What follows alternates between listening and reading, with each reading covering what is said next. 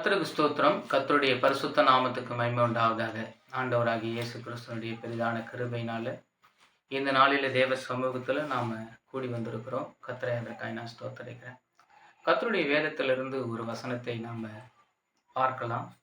அப்போஸ்தலனாகிய பவுல் 2 கொரிந்தியருக்கு எழுதின நிருபம் 12ஆம் அதிகாரத்தில் 9வது வசனம் இப்படியாக சொல்லப்பட்டு இருக்கிறது. அதற்கு அவர், என் கிருபை உனக்கு போதும், உன் பலவீனத்திலே என் பலன் பூரணமாய் விளங்கும் என்றார். இந்த பலவீனத்தில் என் பலன் பூரணமாய் விளங்கும், என் கிருபை உனக்கு போதும் அப்படின்னு சொல்லி ஆண்டவராகிய இயேசு கிறிஸ்து இப்படியா சொல்லுகிறார். இந்த பலவீனத்தில் என் பலன் பூரணமாய் விளங்கும், என் கிருபை உனக்கு போதும் அப்படின்னு சொன்னால், கிருபை ஒரு மனிதனுக்கு எப்படி போதுமானதாக இருக்கும் அப்படின்னு சொல்லி பார்த்தோம் அப்படின்னு சொன்னால், முதல்ல பார்க்கும்போது கிருபை ஒரு மனுஷனை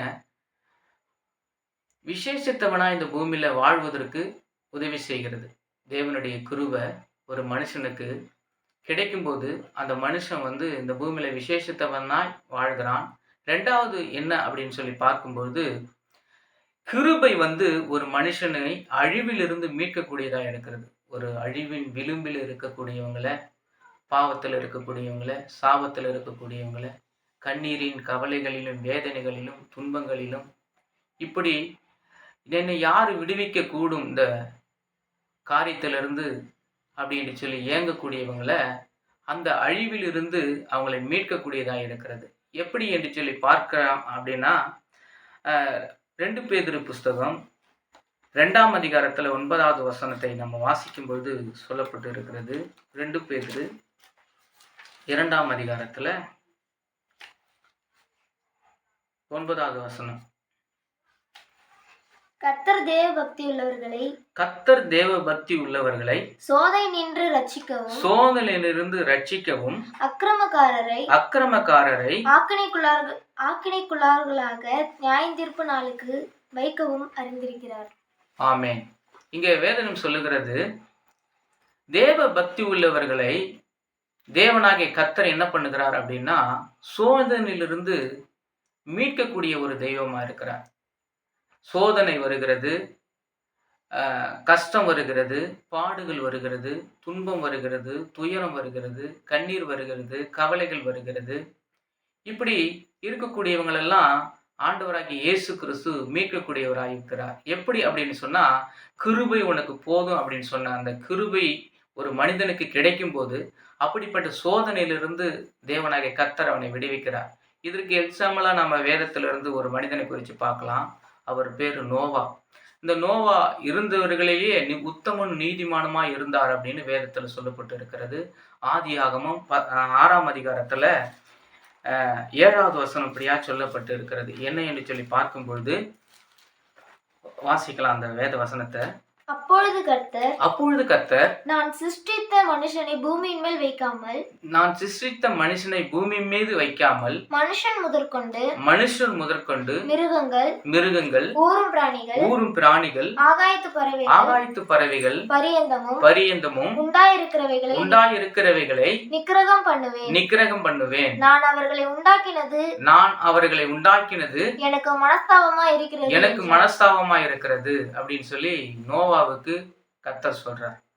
அப்ப இன்னொரு வசனத்தை நம்ம வாசிக்கும் பொழுது சொல்லப்பட்டு இருக்கிறது, நோவாவுக்கோ கர்த்தருடைய கண்களில என்ன பண்ணிச்சான்? கிருபை கிடைத்தது. 6ஆம் அதிகாரத்துல 1வது வசனத்தை வாசிக்கும் பொழுது சொல்லப்பட்டு இருக்கிறது, நோவாவுக்கோ கர்த்தருடைய கண்களில கிருபை கிடைத்தது. நான் உண்டாக்கின எல்லா மனுஷரையும் அழிப்பதற்கு தேவன் தீர்மானம் பண்ணினார். அந்த தீர்மானம் பண்ணும்போது அந்த அழிவின் விளிம்பில் இருந்து ஒரு மனிதனை காப்பாற்ற வேண்டும் என்று சொன்னால் அவர் பேர் நோவாவா. அந்த நோவாவை ஆண்டவராகிய இயேசு கிறிஸ்து அந்த அழிவிலிருந்து மீட்கக்கூடிய ஒரு தெய்வமாய் அவரின் மத்தியில வெளிப்பட்டார். இன்றைக்கும் நம்முடைய வாழ்க்கையிலும் கூட இன்னைக்கு எப்படிப்பட்ட சோதனைகள், போராட்டங்கள், நிந்தைகள், நெருக்கங்கள், இப்படிப்பட்ட பலவிதமான கஷ்டங்களில் இருந்து ஒரு மனுஷனை ஆண்டவராகிய இயேசு கிறிஸ்து விடுவிப்பதற்கு இந்த பூமியில வந்தார். அந்த பூமியில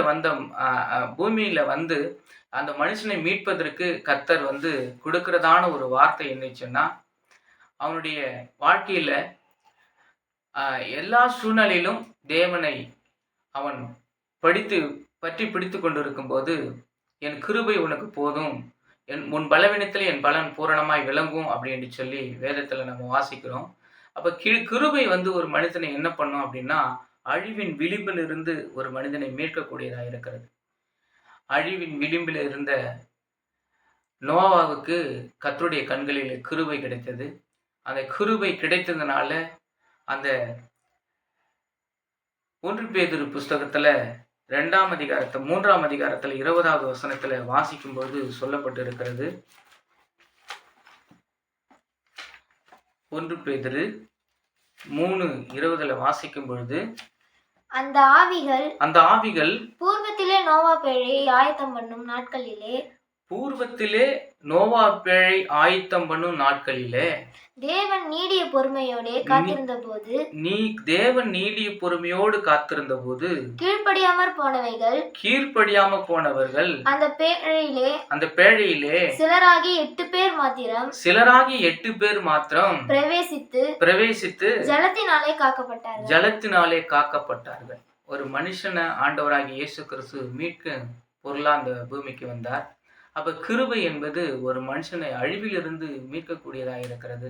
இந்த நாளிலும் கர்த்தர் நம்மளையும் கூட அந்த அழிவின் விளிம்பிலிருந்து கர்த்தர் நம்மளை பாதுகாத்து கர்த்தர் நம்மளை மீட்க அவர் வல்லவராக இருக்கிறார்.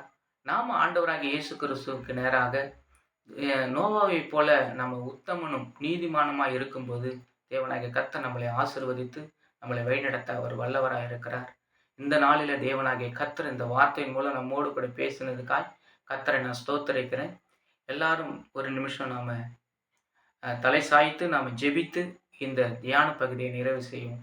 ஸ்தோத்திரிக்கிற ஆண்டவரே மே துதிக்கிறோம். மேலே வானத்திலும் தாழ் பூமியிலும் சகல அதிகாரம் உடையவரே மே ஸ்தோத்திரிக்கிறோம். கர்த்தர் இந்த நாளில ஆண்டவரே என் கிருபை உனக்கு போதும், உன் பலவீனத்திலே என் பலன் பூரணமாய் விளங்கும் என்று சொன்ன வார்த்தையின்படி இந்த நாளில கிருபை ஒரு மனிதனை அழிவின் விளிம்பிலிருந்து மீட்கக்கூடியது அப்படின்னு சொல்லி நீங்க எங்களோடு கூட பேசியிருக்கிறீங்கப்பா. இந்த நாளில எங்களையும் கூட கர்த்தர் தாமே இந்த அழிவின் விளிம்பிலிருந்து உங்களுடைய கிருபை எங்களை மீட்டு கொண்டதுக்காய் ஸ்தோத்திரம். இதை பார்த்து கொண்டு இருக்கிற, இதை கேட்டுக்கொண்டு இருக்கிற ஒவ்வொரு மீதும் உங்களுடைய கிருபை இறங்கட்டும். ஆண்டவரே, எந்தெந்த காரியத்துல ஆண்டவரே அப்பாமே ஸ்தோத்திரம், ஆண்டவரே கட்டப்பட்டு இருக்கிற ஒவ்வொருத்தரையும் கர்த்தர் விடுதலை ஆக்கி ஆண்டவரே அப்பாவுடைய சமூகத்துல கர்த்தர் தாமே இந்த கிருபை அவர்கள் பூரணமாய் பெற்றுக்கொள்வதற்கு கர்த்தர் நீர் கிருபை செய்யும்படி நாங்கள் ஒப்பு கொடுத்து நாங்கள் செபிக்கிறோம். இந்த கால வேளையில தேவ சமூகத்துல நாங்கள் ஆண்டவரே உடைய வார்த்தையை நாங்கள் தியானிக்க கர்த்தர் கூடி வந்ததுக்காய் ஸ்தோத்திரம். இயேசு கிறிஸ்து வெளியேறப்பட்ட நாம் செபிக்கிறோம் எங்கள் ஜீவனுள்ள நல்ல பிதாவே, ஆமென். அல்லேலூயா. கர்த்தர் தாமே நம்மளை ஒவ்வொருவரையும் கர்த்தர் ஆசீர்வதித்து கர்த்தர் வழிநடத்துவதாக. கர்த்தருடைய கிருபை இந்த நாள் முழுவதும் நம்மோடு கூட இருந்து நம்மளை வழிநடத்துவதாக. இயேசு கிறிஸ்து நாமத்தில் பிதாவே, ஆமென்.